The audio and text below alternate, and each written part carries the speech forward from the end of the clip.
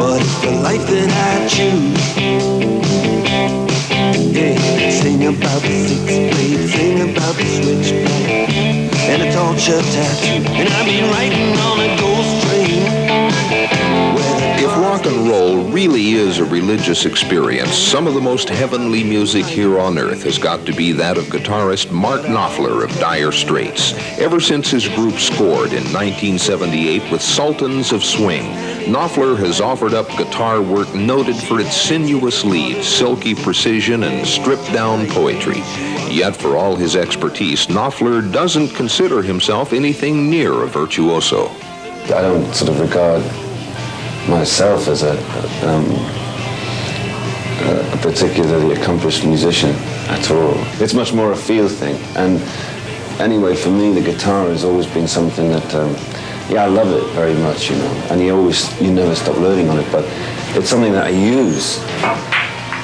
You know, it's just something that's used for songs.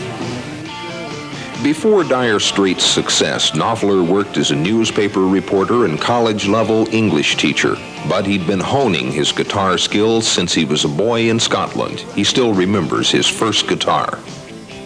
It was a copy of a Fender Strat. It was a red one, had to be a red one. I was so over the moon with this thing that I forgot at the time that you needed an amplifier. Knopfler's earliest musical inspiration came, as it did for many British guitarists, from American rhythm and blues. A lot of that music that comes floating across the airwaves, you know, from the States, to young kids, it has more, because it's that once removed, it takes on more of a magical quality to it, perhaps. It becomes more attractive in that sense. Knopfler's R&B roots made him the natural choice for guitarist on Bob Dylan's first Born Again album, Slow Train Comin'. It's great just playing for somebody who's singing, somebody else is singing. I love to do that. Had a band before this band, playing rhythm and blues and a lot heavier and kind of rockabilly stuff. And that was great because that band had a singer. And I just used to, all you used to have to do then was just get an amplifier and throw it in the back of the car, you know, go down the pub and play. Just plug your guitar straight in, whop.